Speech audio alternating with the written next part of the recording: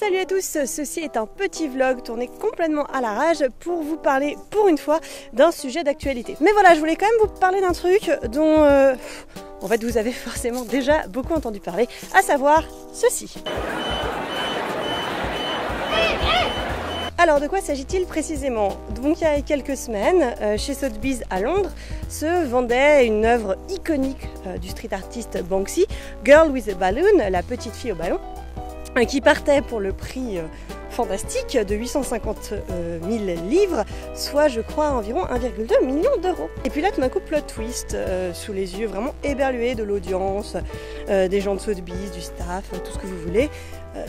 Une alarme retentit et l'œuvre commence à se déchiqueter. Ce qui s'est passé, c'est que tout ça, c'était un coup de Banksy qui a revendiqué son acte sur Instagram, puisqu'il a ensuite publié un post où il avait juste mis l'image en train de se déchiqueter avec le texte « Going, going, gone », donc qui est une citation de la planète des singes.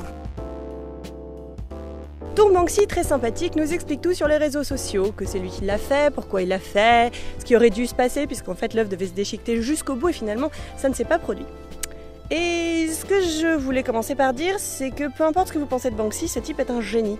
C'est un génie de la com, ce mec. Il a réussi à se faire connaître, à devenir mainstream, tout en restant anonyme, ce qui a certainement contribué au fait d'ailleurs qu'il devienne aussi mainstream. Il a fait un film, il a fait des œuvres d'art, je veux dire, enfin, tout le monde les connaît. Encore une fois, Girl with a Balloon, c'est leur préféré des Britanniques. Voilà, c'est un mec qui sait... Il sait faire parler de lui. Donc il explique avoir installé en 2006 un mécanisme dans l'œuvre au cas où elle soit un jour vendue aux enchères. Et en expliquant très clairement que son but c'est de dénoncer le marché de l'art. Puisqu'on connaît les dérives de ce marché, donc effectivement il y a beaucoup de choses à dénoncer, donc voilà, c'était son objectif, et il a attendu tout ce temps patiemment que l'œuvre passe aux enchères. Et il explique aussi d'ailleurs que la maison de vente aux enchères, Sotheby's, n'était absolument pas au courant que ce mécanisme avait été installé dans l'œuvre. Donc maintenant qu'on a ces éléments factuels, on peut commencer un petit peu à réfléchir à quelle conclusion on peut tirer de tout ça et quelle est un peu la vérité, puisque tout le monde trouve quand même cette histoire très louche à juste titre. La première conclusion, si on considère que tout ce que Banksy et tout ce que Sotheby's nous ont dit est vrai, c'est que Banksy est un mec qui essaye effectivement de continuer d'être très critique envers la société, de dénoncer, d'être quasiment militant, faut le dire, et que en fait, malheureusement pour lui, contre son gré, le système l'emporte toujours, puisque quand même Girl with the Balloon a maintenant plus de valeur, maintenant que l'œuvre a été déchiquetée, en fait elle a gagné en valeur. Donc c'est la grosse victoire du marché de l'art sur Banksy. Mais sans vouloir faire ma parano, moi personnellement je suis pas sûre que tous les éléments qu'on ait, ils soient si vrais que ça, ou en tout cas je pense que vraiment il y a des choses qui ont été omises dans cette histoire. Notamment, personnellement, je pense que c'est clairement un coup de com' de génie de la part de Banksy pour faire parler de lui, pour faire monter sa cote, mais je suis même pas sûre que ce soit forcément ça son objectif. Lui, il veut continuer d'être dans sa démarche d'artiste contestataire, grand bien lui en face, je trouve ça formidable. J'ai beaucoup plus de mal, en revanche, à croire que Sotheby's n'ait pas du tout été au courant de l'histoire. Alors oui, vous allez me dire, mais qu'est-ce que Sotheby's avait à gagner dans toute cette histoire, puisqu'il passe quand même un petit peu pour des guignols à même pas être au courant qu'il y avait un mécanisme caché dans l'œuvre.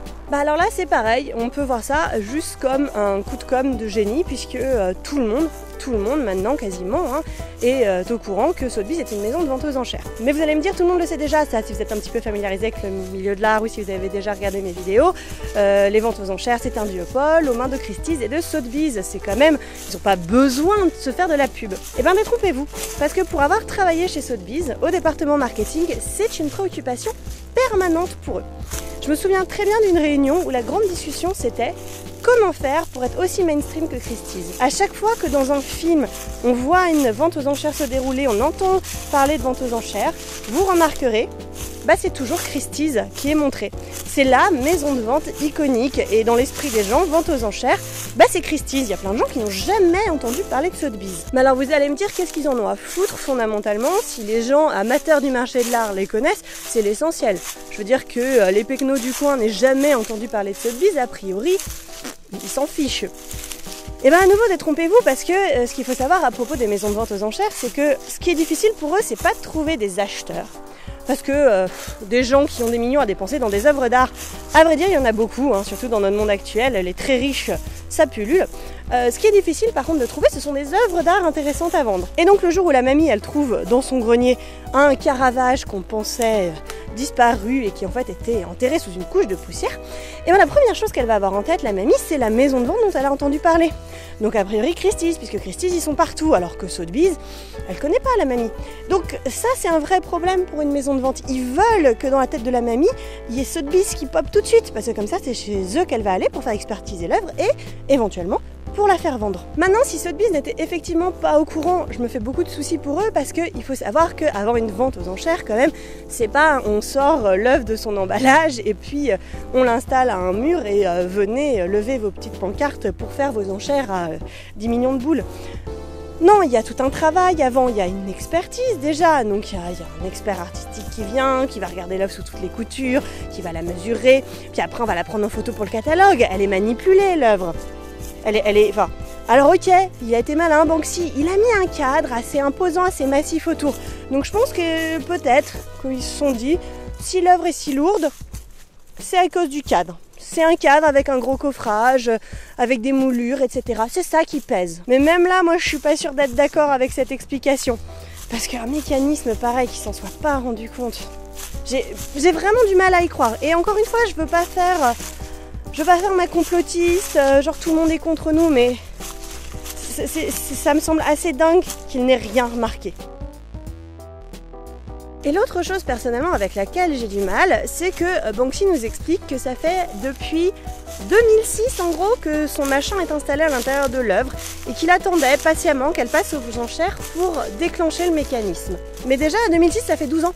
Ça veut dire que la batterie du mécanisme, tout ça, tout est resté fonctionnel pendant 12 ans. Même s'il nous explique que normalement elle devait se déchiqueter en entier, donc on peut se dire effectivement il y a peut-être eu un bug. Mais 12 ans quoi, pour une batterie c'est quand même sacrément long. Et j'ai bien conscience que comme ça mon discours il doit faire super parano, mais pour avoir bossé dans ce milieu-là, pour avoir entendu des histoires de dingue, mais vraiment des trucs, vous n'avez pas idée à quel point c'est shady, à quel point il y a un manque d'éthique flagrant dans ce milieu. Et bah franchement, moi je serais absolument pas surprise d'apprendre que Sotheby's, ils ont été au courant depuis le début, que de toute manière ça les avantageait, c'était une opération comme pour eux, donc ils ont dit ok et amène à Banksy, en plus l'œuvre elle va se vendre plus cher, c'est tout bénef pour eux. Donc voilà, c'était ma très humble opinion sur toute cette histoire. Vous avez le droit d'être absolument en désaccord avec ce que j'ai raconté, n'hésitez pas d'ailleurs à venir le dire dans les commentaires, toujours cordialement bien entendu. Et c'est aussi pour vous donner l'opinion de quelqu'un qui connaît ce milieu-là de l'intérieur, qui a bossé en maison de vente, chez Sotheby's à Paris en l'occurrence, mais qui a aussi bossé avec des artistes. Moi j'ai déjà été envoyée par un artiste à une vente aux enchères pour enchérir, pour faire grimper sa cote. Ça se fait tout à fait, il faut pas croire. Les artistes ils ont besoin de vivre, c'est pas des enfants de cœur. Donc voilà, moi je veux dire, il y a plein de pratiques super shady, encore une fois, c'est le milieu du shade. Je tiens à m'excuser aussi, le vlog c'est un format avec lequel je suis pas forcément très à l'aise. J'aime pas du tout quand je n'écris pas parce que j'ai l'impression que je suis très confuse. Donc je m'excuse si j'ai été confuse et je l'ai sans doute été. J'espère que tous mes arguments étaient clairs. Pareil, n'hésitez pas à poser des questions. Voilà. Et dites-moi aussi combien de fois j'ai dit Banksy au lieu de Banksy, ça sera rigolo. En attendant, j'espère que ce petit vlog sur l'actualité vous a plu, que ça a éclairé un petit peu toute l'histoire. Voilà, si ça vous a plu, c'est comme d'habitude, le pouce vers le haut, l'abonnement, le partage, le commentaire soyeux. Pensez à la page Utip. Et puis, je vous dis à très vite, sans doute la semaine prochaine, pour encore plus d'art.